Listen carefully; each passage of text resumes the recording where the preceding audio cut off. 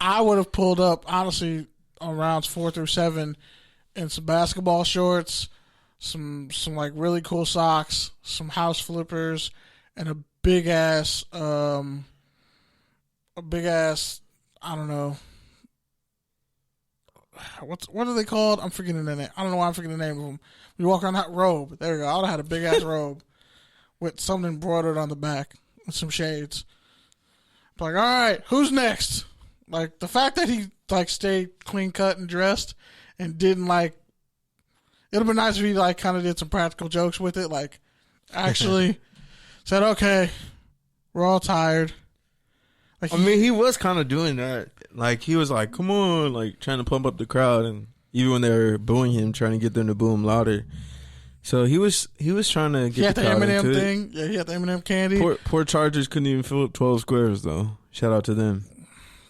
Damn. They had like 4 people in their box. I felt bad. Damn. Meanwhile, the Raiders had to kick somebody out to get Guy Fieri in. And put him on a makeshift cover of Madden. But, like, yeah, it boils down to, I was talking about the Arizona Cardinals draft and how great they did.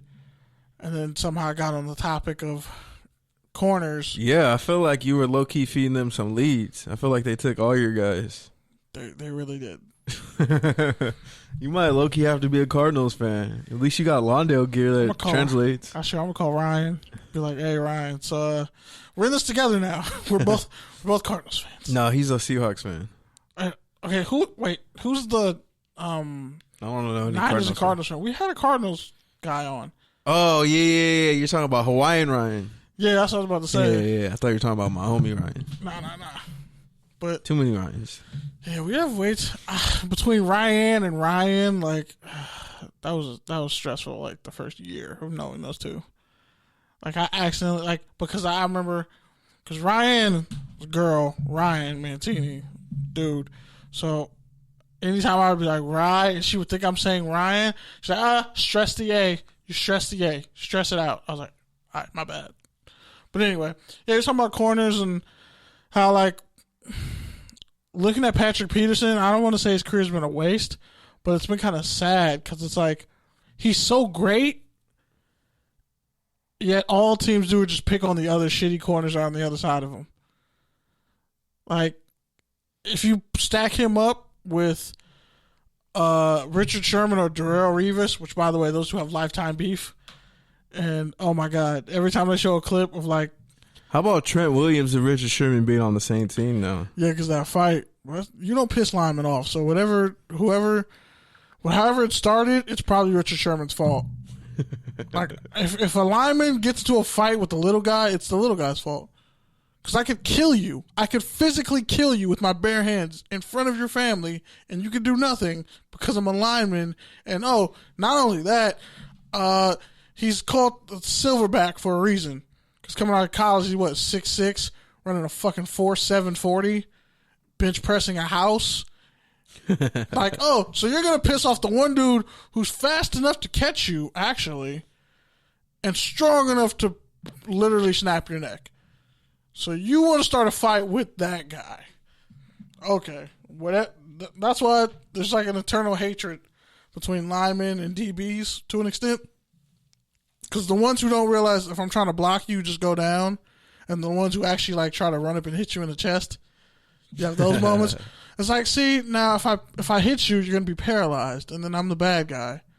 But you like want to jump up in my face to prove something. God made you small for a reason. He made me big for a reason.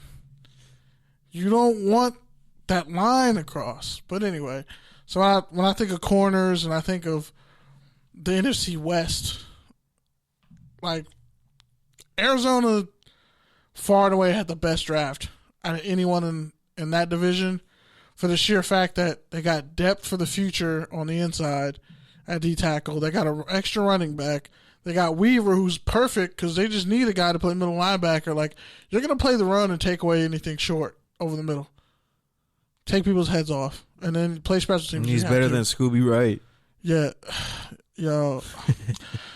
I was like, yo, y'all saying Scooby Wright going to be great, but he's not fast. And yeah, he had all those sacks. Yeah, that was one of my misses. I was like, once he ran that 4.8, I was like, it's over. Like, no, it's okay. No. Weaver actually could probably run in the 4.6s. But, people just assume because he's instinctual and not all his tackles were 15 yards downfield. Like, the dude's around the ball for a reason. And he was a former edge rusher. What some other classes you thought were overall winners? Ravens? Ravens for sure, because they essentially got everyone that they needed to rebuild. They got a linebacker, a fast linebacker. I think they got another edge rusher. They got receivers.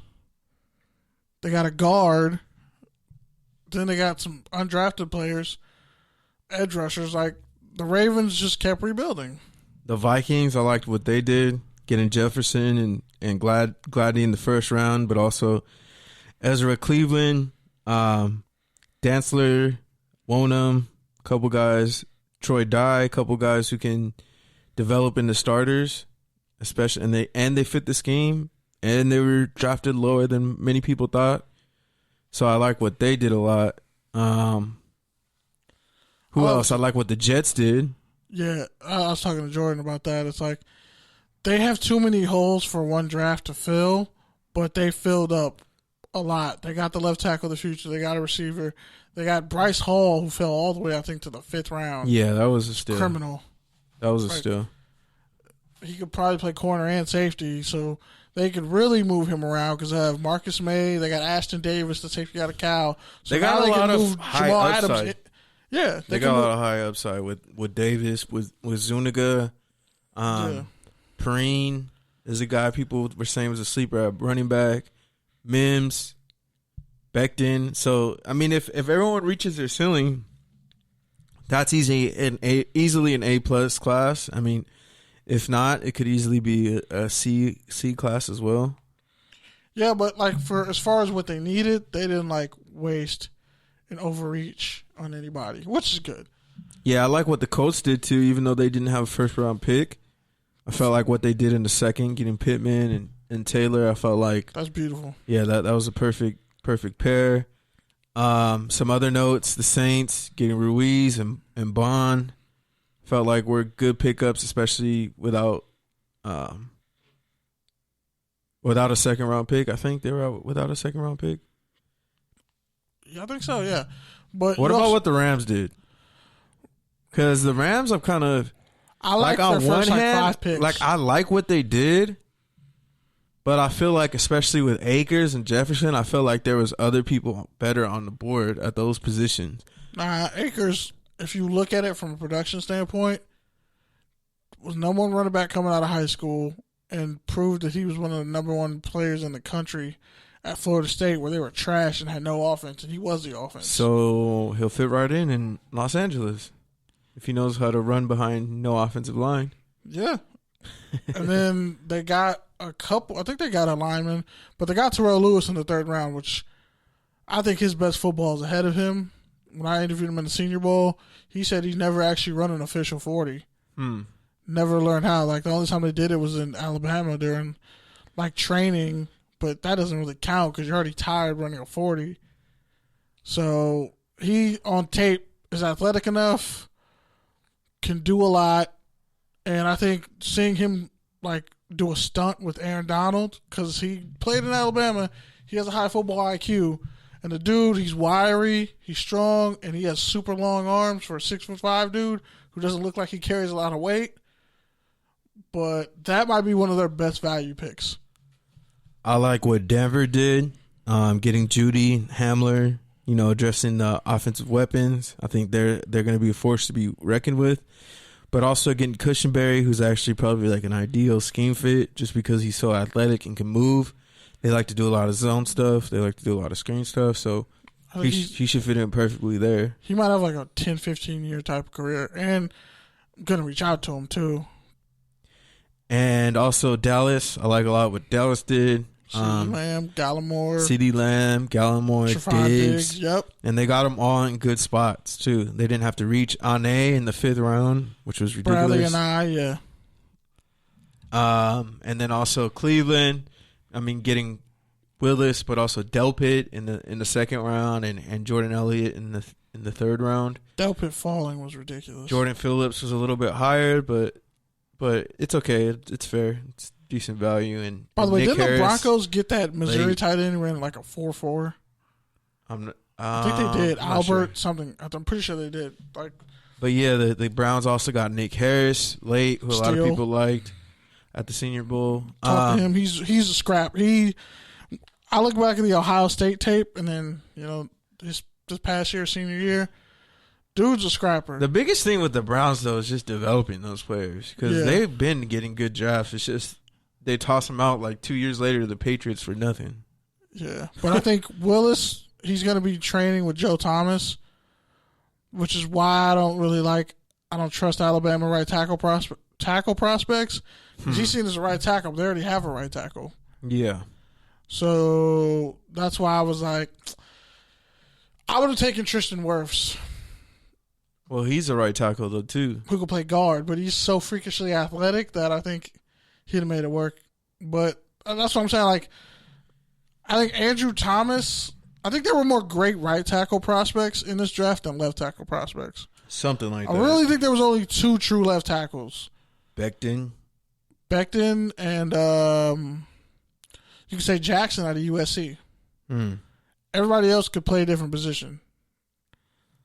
I like what the Bengals did, getting Higgins at the top of the second, Logan Williams, he's wearing 85 Logan too. Wilson at the top of the third, Akeem Davis-Gaither in the fourth round.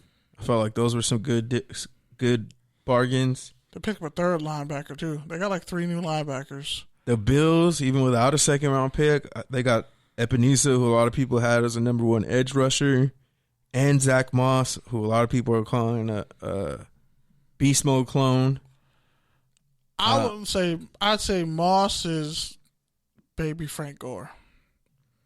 Either way, I mean, it's a downhill physical runner, which fits what they want to do. He's baby Frank Gore. And then like one of the classes a lot of people did not like, Patriots, was the Seattle class, because they always do their own shit. But I think when you look at it as a whole class, it actually makes sense for the type of culture that they have. Like Taylor, he's a little bit undersized, needs to put on some weight, but he's a twitchy pass rusher. Brooks, we talked about last week. They kind of have a history of also kind of taking linebackers higher than people expect, but they end up developing them.